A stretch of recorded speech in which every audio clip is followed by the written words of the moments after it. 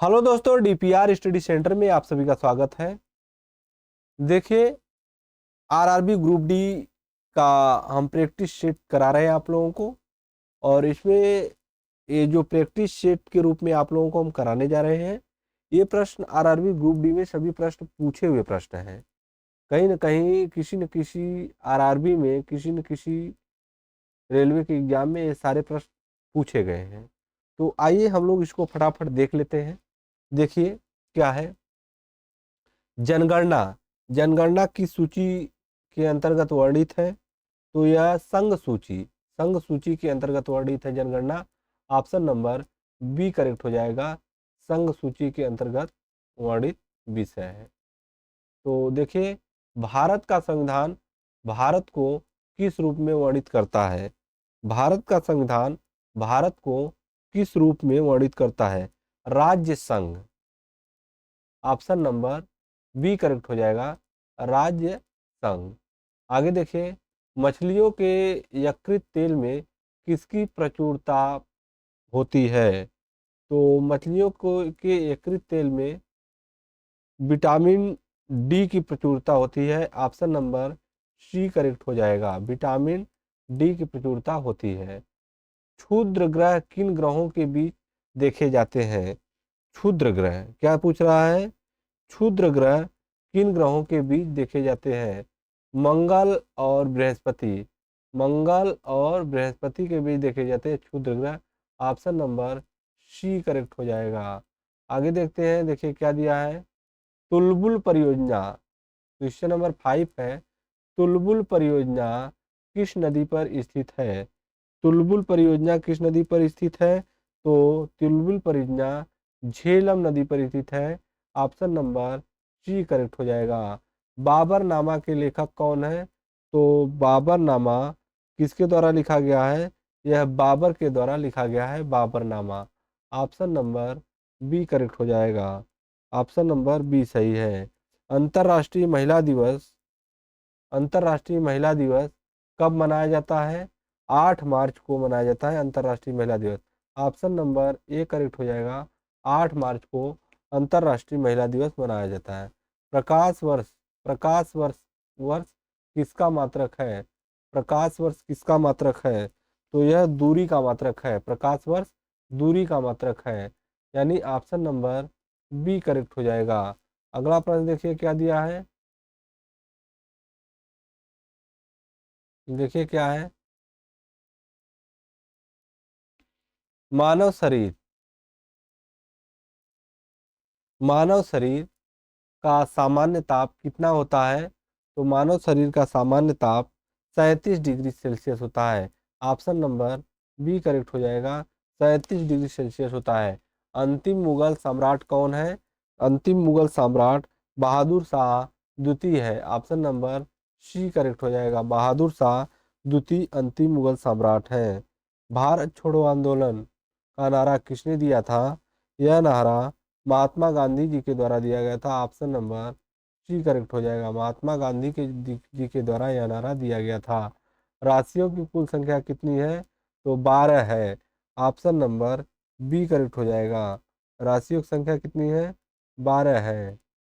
देखिए क्या हो जाएगा। देखिए, एंजाइम एंजाइम मूल रूप से क्या है? एंजाइम जो है वह मूल रूप से क्या है? प्रोटीन है। एंजाइम मूल रूप से क्या है? प्रोटीन है। ऑप्शन नंबर सी करेक्ट हो जाएगा। अगला प्रश्न क्या है। सौर मंडल का सबसे चमकीला ग्रह कौन सा है? तो सौर मंडल का सबसे चमकीला ग्रह है शुक्र। ऑप्शन नंबर सी करेक्ट हो जाएगा, शुक्र सौर मंडल का सबसे चमकीला ग्रह है। आगे देखिए क्या दिया है। देखिए, बिंदुसार किस वंश का शासक था? बिंदुसार किस वंश का शासक था? तो बिंदुसार जो था वह मौर्य वंश का शासक था।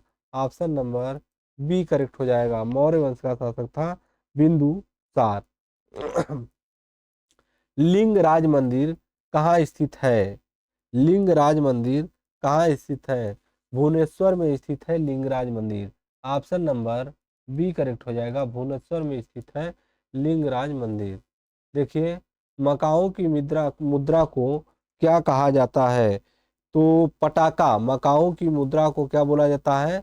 पटाका बोला जाता है मकाओ की मुद्रा को। ऑप्शन नंबर सी करेक्ट हो जाएगा। ऑप्शन नंबर सी करेक्ट हो जाएगा। सी, ऑप्शन नंबर सी करेक्ट हो जाएगा, पटाखा। नेक्स्ट देखिए, सिनेमा का आविष्कार किसने किया था? सिनेमा का आविष्कार किसने किया था? निकोलस और जॉन लुथिये। निकोलस और जॉन लुथिये के द्वारा किया गया था सिनेमा का आविष्कार। ऑप्शन नंबर बी करेक्ट हो जाएगा। अगला प्रश्न क्या है? पृथ्वी का एकमात्र उपग्रह कौन सा है? तो पृथ्वी का एकमात्र उपग्रह है चंद्रमा। पृथ्वी का एकमात्र उपग्रह कौन है? तो यह है चंद्रमा। ऑप्शन नंबर बी करेक्ट हो जाएगा। पृथ्वी का एकमात्र उपग्रह चंद्रमा है। आगे देखिए क्या दिया है। आरआरबी आरआरबी कोलकाता का प्रश्न हम लोग देखते हैं। देखिए क्या दिया है। देखिए, यह प्रश्न जो है, आरआरबी कोलकाता जो एग्जाम जब हुआ था ग्रुप डी का, तो आरआरबी कोलकाता में आया हुआ प्रश्न ये है। ठीक है, आरआरबी कोलकाता 1992 में। हर्ष हर्ष का राजकवि कौन है? देखिए क्या दिया है। हर्ष का राजकवि कौन था? तो यह बाण भट्ट था। ऑप्शन नंबर बी करेक्ट हो जाएगा। हर्ष का राजकवि कौन था? तो बाण भट्ट था हर्ष का राजकवि। हाइड्रोजन बम का आविष्कार आविष्कार हाइड्रोजन बम का आविष्कार किसने किया है? तो यह एडवर्ड टेलर ने हाइड्रोजन बम का आविष्कार किया है। Edward Teller. Option number B correct हो जाएगा। ऑप्शन नंबर बी करेक्ट हो जाएगा, एडवर्ड टेलर। ठीक है। विश्व स्वास्थ्य दिवस कब मनाया जाता है? तो 7 अप्रैल को मनाया जाता है हर वर्ष विश्व स्वास्थ्य दिवस। ऑप्शन नंबर ए करेक्ट हो जाएगा। हर वर्ष 7 अप्रैल को विश्व स्वास्थ्य दिवस मनाया जाता है। देखिए आगे देखिए क्या दिया है। देखिए, दक्षिण दक्षिण अमेरिका में चारागाह को क्या बोला जाता है? दक्षिण अमेरिका में चारागाह को पंपास बोला जाता है। ऑप्शन नंबर बी करेक्ट हो जाएगा, पंपास बोलते हैं। भारत में प्रथम स्वर्ण मुद्राएं किसने चलाई थी? तो भारत में प्रथम स्वर्ण मुद्राएं यूनानियों के द्वारा चलाई गई थी। ऑप्शन नंबर सी करेक्ट हो जाएगा। ऑप्शन नंबर सी करेक्ट हो जाएगा, यूनानियों के द्वारा चलाई गई थी। अगला प्रश्न क्या है? अगला प्रश्न, भारतीय राष्ट्रीय कांग्रेस के प्रथम मुस्लिम अध्यक्ष कौन थे? तो भारतीय राष्ट्रीय कांग्रेस के प्रथम मुस्लिम अध्यक्ष कौन थे? तो Badruddin Tyab. Option number option number B correct हो जाएगा। ऑप्शन नंबर बी करेक्ट हो जाएगा, Badruddin Tyab. Option number B correct हो जाएगा। अगला प्रश्न देखते हैं क्या दिया है। अगला प्रश्न क्या है? देखिए, राज्य अपहरण नीति को किसने क्रियान्वित किया था?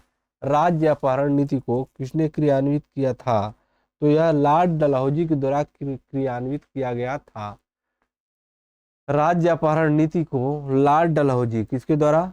लॉर्ड डलहौजी के द्वारा क्रियान्वित किया गया था, लॉर्ड डलहौजी। ठीक है। अगला प्रश्न क्या है? आर्थिक अपक्षय सिद्धांत के प्रतिपादक कौन थे? आर्थिक आर्थिक अपक्षय सिद्धांत के प्रतिपादक कौन थे? तो क्या दिया है? आर्थिक अपक्षय सिद्धांत। आर्थिक अपक्षय सिद्धांत के प्रतिपादक कौन थे? तो ये थे Dadabhai Naoroji. Option number B correct हो जाएगा। ऑप्शन नंबर बी करेक्ट हो जाएगा, दादा भाई नौरोजी। देखिए आगे देखते हैं क्या दिया है। देखिए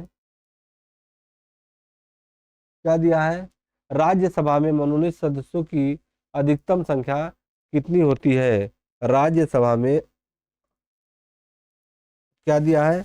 राज्यसभा में अधिकतम मनोनीत सदस्यों की संख्या कितनी होती है? तो यह 12 होती है। देखिए ऑप्शन नंबर बी करेक्ट हो जाएगा, 12 होती है सदस्यों की संख्या।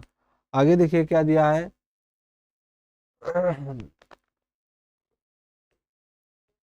आगे देखिए, सुंडा जल डमरू मध्य सुंडा जल डमरू मध्य किनके बीच स्थित है? सुंडा डमरू मध्य किनके बीच स्थित है? इसका आंसर बताइए। सुंडा डमरू मध्य किनके बीच स्थित है? तो इसका करेक्ट ऑप्शन हो जाएगा जावा तथा सुमात्रा द्वीप। जावा तथा सुमात्रा द्वीप, ऑप्शन नंबर बी करेक्ट हो जाएगा, जावा तथा सुमात्रा द्वीप। ठीक है।